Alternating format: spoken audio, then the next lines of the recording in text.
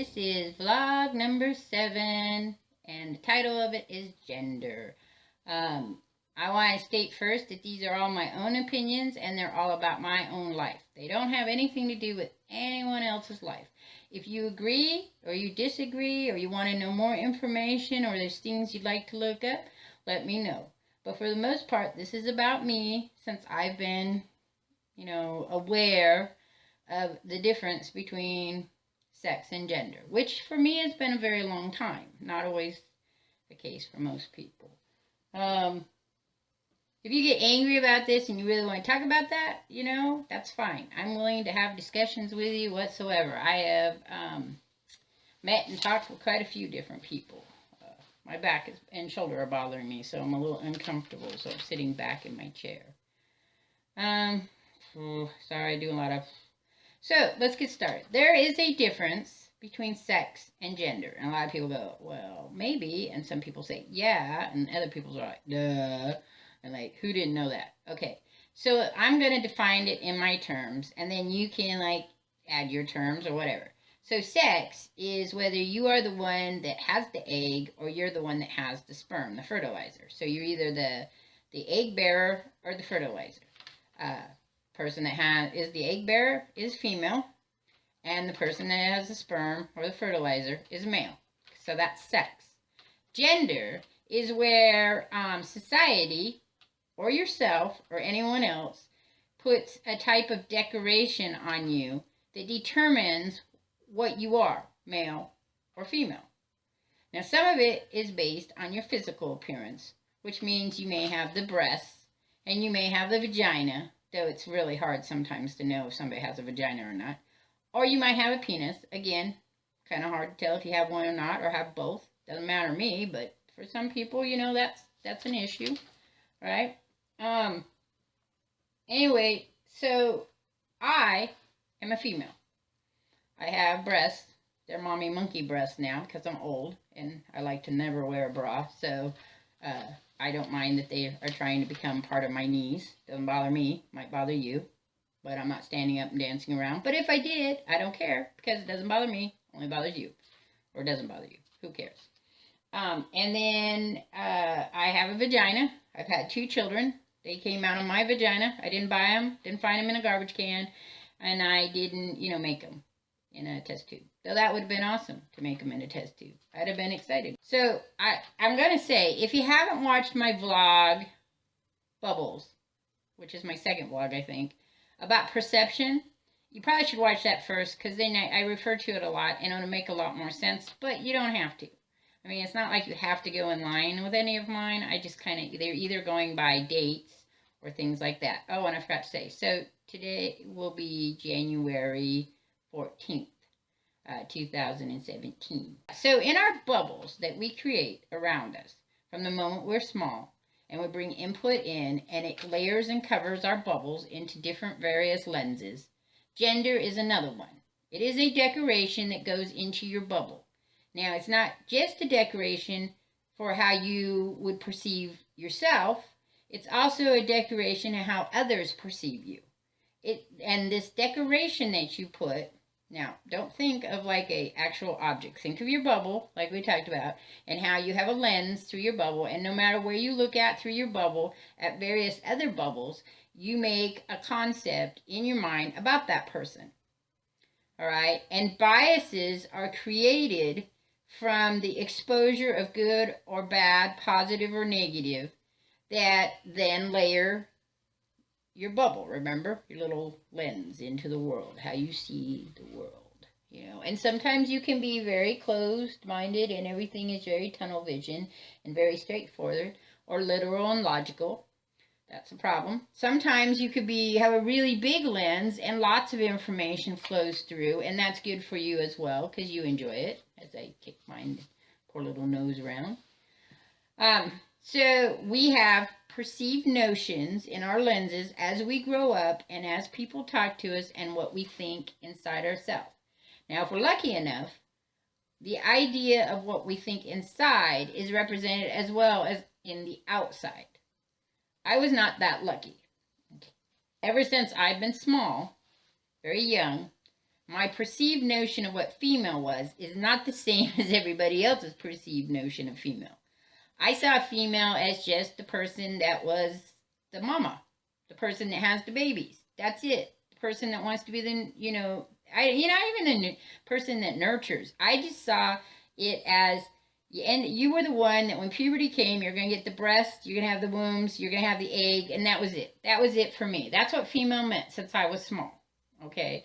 I knew moms were females and dads were males. And then I got all this other information that kind of like came in. And I started to separate information of what I believed, but then what society was telling me. So my thought at this point is deviant. Remember, we talked about what deviant meant. It's other than the norm. So I was born in 1965. The civil rights movement, women movement had been going on. My mom, I remember telling me and all my teachers what a lucky time I was born in, because there were so many things that girls could do. And I was the kind of person that saw all the things that I couldn't do. I would say I want to do this, and they'd be, oh, no, that's for your brother, or your cousins, but you know what, you should be lucky because you can do this. Okay, but that's not what I wanted to do. I wanted to do this. An example was, I thought it'd be cool to be an astronaut. And one of my uncles proceeded to tell me that only males could be astronauts. And I was like, well, why is that? And my grandfather said, well, it's because most astronauts are jet pilots. Jet pilots. I don't know. The pilots that fly the jets that fight. And women weren't allowed to be, at that time, jet fighter pilots. I don't know why that sounds weird to me, but it does. Anyway, so I thought, well, why not? Why can't a woman be a jet fighter, for one thing, pilot, or an astronaut? What does that have to do with whether she has breasts and wombs or one person has a penis? How is that in any way relevant? And I was like, I don't know, 10, 11 years old when these thoughts started coming up. Puberty hadn't quite gotten there, but, it was starting to roll around. Your preteens, things start to, you start to define the world around you. And my question always was, why not? Because I always saw the things I couldn't do. Like, I wanted to learn how to take an engine apart. My dad was always working on engines, and my uncles. And I wanted to know how to do it. And I kept being told that wasn't a girl thing. But yet, on the other hand, I was told all these things that girls could do. So we have these two kind of conflicting things. There are things girls could do, and here's a bunch of them. And then here's things girls couldn't do. And so that was very confusing to me. And then, I have to tell you, the most sexist people I've ever met, for me, have always been women. And that's because as I got older, and I was determined that, everyone said, oh, you want to be a boy. But I didn't want to be a boy. I didn't mind being a girl. I didn't care that I was the egg bearer. I thought, what a wonderful thing to be able to carry the baby inside you. I had no problem with that concept. But I didn't see why, because I carried the baby inside me, that meant I only could do certain things. Now, I know all the arguments. People will say, you can't be a jet fighter pilot, because what if you land in enemy lines and person rapes you? Well, there's a lot of other different tortures, lots of other types of tortures that are done on men that are just as horrific as being raped. In fact, I think there's men that have been raped too, and they just haven't said it. Or maybe they've been tortured in a way that is using objects to be sexually, but not classified as rape because it's really torture, with the intent to cause terror to you in brainwashing you for a different event. Now, so men or women could do that. Another argument that I had heard that has no scientific backing is that men's reaction rates are faster or less fast than women. The problem with some of these is that in society, women are taught and trained to be a certain thing, even now, even today, while as boys are taught and trained in a different way.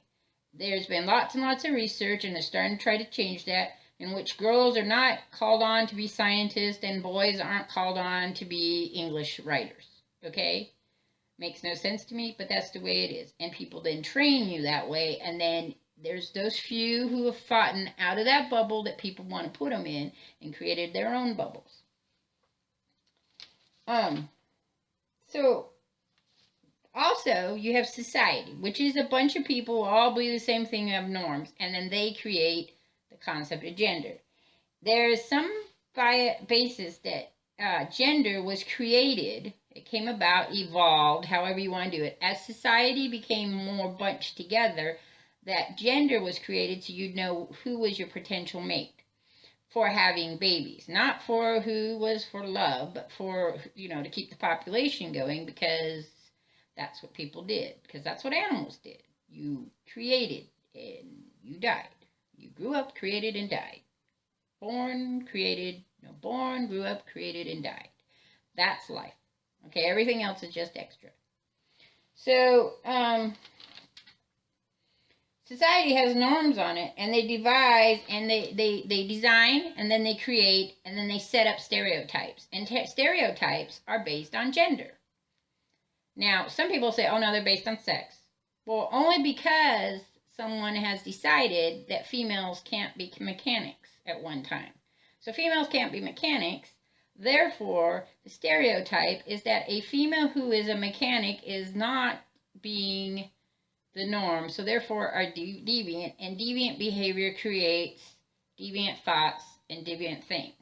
I remember I had a friend who was very into motorcycles when I was young, and my father kept telling me there was something wrong with her, that she was a lesbian. That was not a word that, was used much in my house. And I said, well, what's a lesbian? And that conversation, of course, went down the road. And then later, it was found out that she was a lesbian. So everyone said it was because she was a mechanic. But I don't think being a mechanic had anything to do with being a lesbian. I think being a lesbian is that's the sex that you desire. It has nothing to really do with love. It doesn't have anything to do with, it's just like being heterosexual. If you desire the opposite sex, there's no difference in desiring the same sex, because that's about sex, okay? About pleasure, about lots of other things too could be mixed up in there. But it doesn't have anything to do with gender. I know other people are going to disagree with that. I have no problem with you disagreeing with it. I have heard it all. I have heard that women's brains are smaller. I have heard that women's bodies are smaller, therefore they are less able to do the male kind of things. But until you actually put people in that situation, you don't know. We know now that post-traumatic stress can happen to some people and don't happen to other people. And they have any gender preference whatsoever. We know that some people are better at killing in the military and some people aren't. Has no gender preference whatsoever. Though if you have less females in the military and less females are killing, it's only because the population is not the same as the males that are in the military. So you can't make a good type of statistics on that. You can't say that less women are killers because they are less likely to kill. It's because there's less women. So therefore those women might actually be just as great at killing as men. Maybe they're proud of it, maybe they're not. Anyway, to go back to the fact that the most sexist people I've ever met are women. And the most sexist thing they're about is not so much females per se, but towards their little boys. Now, and I have to tell you that when you're being brought up, you have core beliefs that are layered on you. And I fought against quite a bit of my core beliefs. And so one of the core beliefs was that clothes do not make your sex. You're male, whether you wear a dress, whether you wear pants, whether you wear kilt, whether you wear whatever you wear, or wear nothing, you're still male. You can wear pink, you can wear orange, you can wear black, you can wear white, you can wear gold, you can wear sparkles, you can wear... It doesn't change the fact that you're male.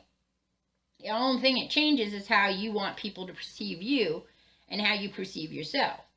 And the problem with deviant thought is that if you perceive that wearing gold little sparklies all over your body just means that you are a fashionably inclined person, whereas everybody else in your society says wearing gold little sparkly things means that you're gay, you're going to have some issues there in trying to find yourself and explaining yourself. Because people are going to go, oh, that's not how it is. That's not what my bubble says. So for me, I am I'm not a feminist. I'm an equalitist. I believe that gender has nothing to do with sex. So if I want to wear black and men's clothes and my hair short and no makeup, I can still be female. And I can still, it has nothing to do with my sexual preference or nothing. It has nothing to do with anything except the fact that that's what I like. That's it. I can become a jet pilot fighter. Is that how you say that? That's just, I don't know why it's weird for me. I can become a cook. I can be a hairstylist. I can teach kindergarten. I can go to the moon. I could be a murderer. I could be a serial killer. I could be a preacher. It has nothing to do with whether I'm having babies or I'm fertilizing them. And so I raised my children non-gender. And if you want to know what that means, you know, pop it into my comments and I'll explain it to you. It's very hard to do with little boys in our world, in the United States. Not so hard now with girls, but there's old stereotypes out there that are floating around in certain areas and certain circles. All right, that's it. A little bit more about me. A lot of these are going to be a little bit more about me until I get into the swing of making my vlogs and get a setup going. The holidays are very busy. I'm going to be, like I said, I'm going to be gone for a week. I do have a lot of my videos already uploaded. And ready to just be turned on. So I will catch you all on the flip side, and I am out of here. Peace.